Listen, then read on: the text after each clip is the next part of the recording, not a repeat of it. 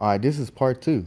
Do not get a DUI or DWI. Do not drink behind a vehicle. Do not drink and drive. Do not drive and drink. Whatever those people been telling you, don't do it. You know what I'm saying? They might tell you some stupid stuff, get you all hyped. Don't do it. These the people don't understand that society can brainwash you to a T. And I'm gonna jump on the topic that I was talking about. If you hanging around people that get drunk and you the main one that don't get drunk and you think you your own person, at the end of the day, you gonna be the second person after them getting drunk. While they are tiling down on drinking, you trying to catch up with them so you can fit in and see what they feeling. People know you might have a big head right then and there, but once you start seeing them having fun and acting a fool, you gonna want to fit in with them. Focus on what crowd you deal with. Do you deal with a crowd that drink more than you or drink the same amount as you? Or do you deal with a crowd that encourage you not to drink as much or encourage you not to get behind the wheel when you drink? And if you deal with a crowd that said don't drink behind the wheel, give me your keys, and they at their house, they don't let nobody leave the house until they know it's okay. If you with that crowd, then you good. But make sure you're not with a crowd that drinks and drive or a crowd that get drunk because that will lead you to get a DUI. Because you're hanging around influence. You might not think you don't get influenced by those people. You might think you get influenced by yourself. You might think you're a leader. At the end of the day, it depends on you and how you put yourself around them. You know, if you think you got to deal with those people and you tell them not to drink and drive, not to do this, and they don't listen to you, and they say they've been doing it for the longest and having a big head on their shoulder like they've been doing it, like they big dog because they can do that because they think they can handle their liquor that way. Uh uh.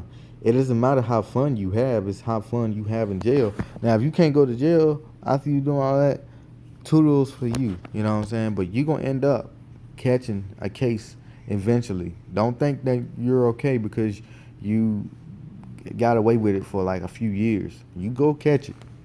So I'm just here to tell y'all, just because you think you're a leader at that time and they don't listen to you, this is how you know if you're a leader.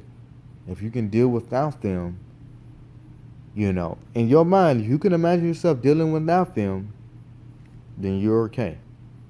Then that means you're a leader. That means you can deal without them. If you can imagine it, do it. And if you can't do it, then that being said, you're not a leader. That means you need to switch crowds. That means you need to find somebody else that's going to influence you to do right.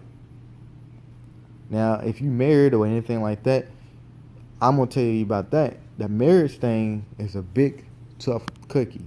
If somebody sit there and do a vow to you and you got a DUI or you propose to somebody and you got DUI and stuff like that, you got to tell them. Like, if you told them before the marriage and they still don't listen, that's on them. That's how I look at it.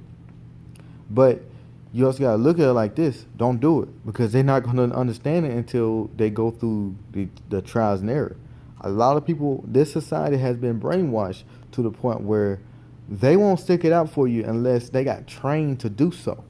So you have to train people to get like that. They can't just learn it off the rip if they've been brought up a certain way. If they've been brought up where the life supposed to be easy, you supposed to do this and this and that and the third, especially if their parents has been bringing them up to an easy lifestyle, they're not going to deal with your hardness or whatever you're going through.